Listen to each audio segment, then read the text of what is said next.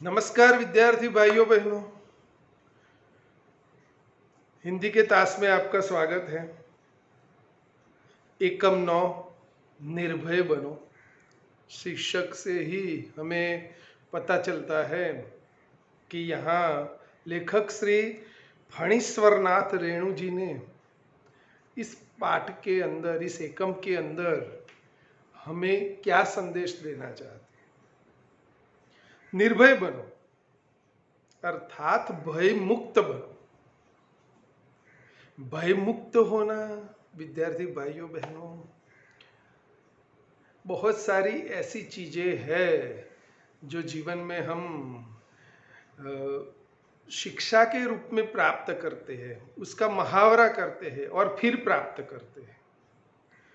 यहाँ भय से मुक्ति पाना, यह एक ऐसी भावना है कि भय से मुक्त होना यानी अभय बनना, निर्भय बनना, यह एक ऐसी भावना है जो हर एक को प्राप्त नहीं होती।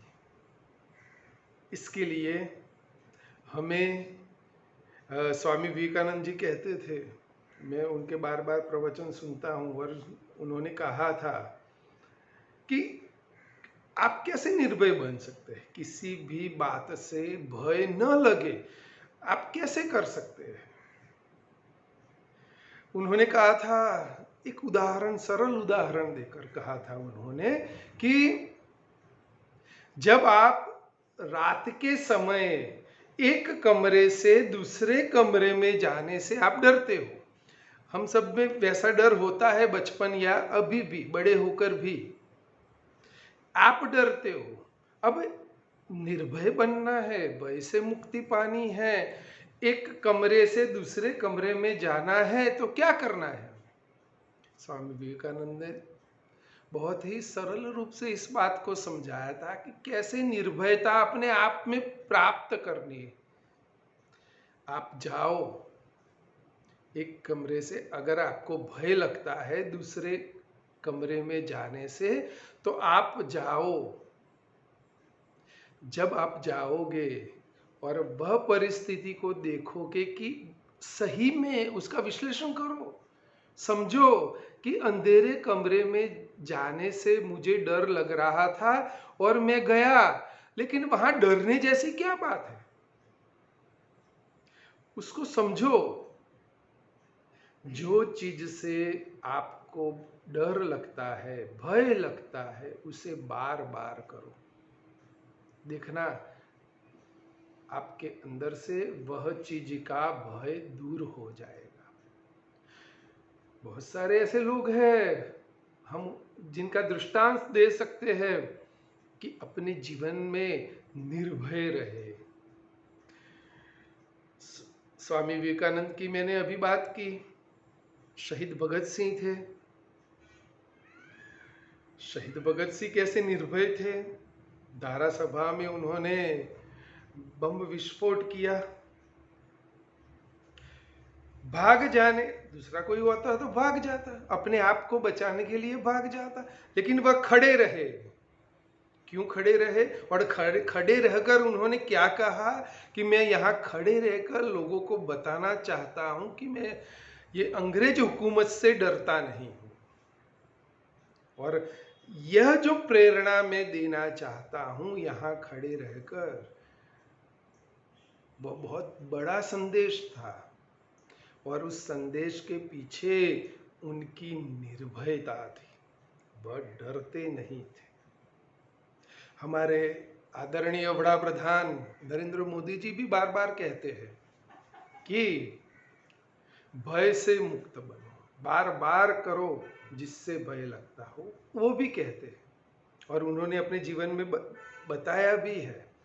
ऐसे कहा जाता है कि एक चाय बांटने वाला लड़का आज देश का बड़ा प्रधान है। ऐसे उच्च पद पर कुछ तो किया होगा ना, अपने आप अंदर रहे हुए भयों पर उन्होंने काबू पाया होगा, आगे बढ़े। तो यहाँ भी फणीश्वरनाथ रेणु जी ने यही बात हमको कही है। उनका जन्म सन 1921 और उनका निधन सन 1977 को हुआ था।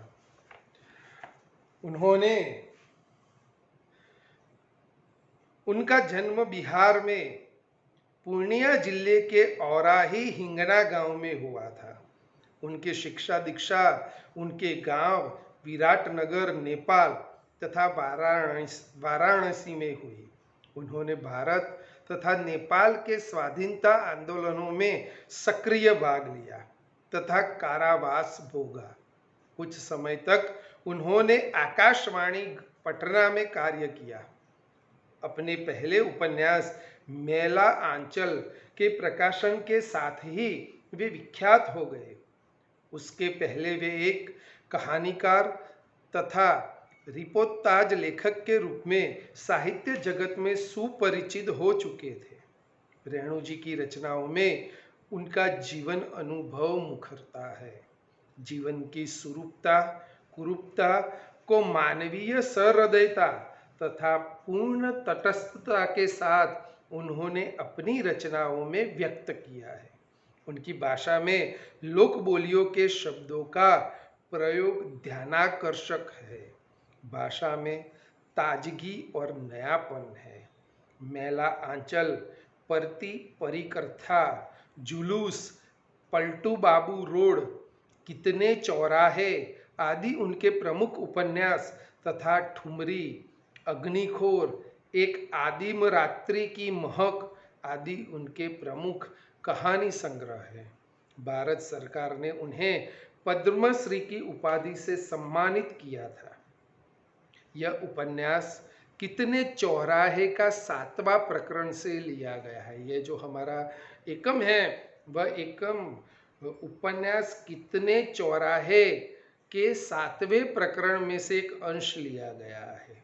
यहाँ विद्यार्थी भाइयों बहनों, हम सब विद्यार्थी है अवस्था में हैं और इस विद्यार्थी अवस्था के अंदर हमें क्या क्या मूल्य को प्राप्त करने हैं, किन किन बातों में हमें अपने आप को तालीम लेकर तैयार करने की आवश्यकता है।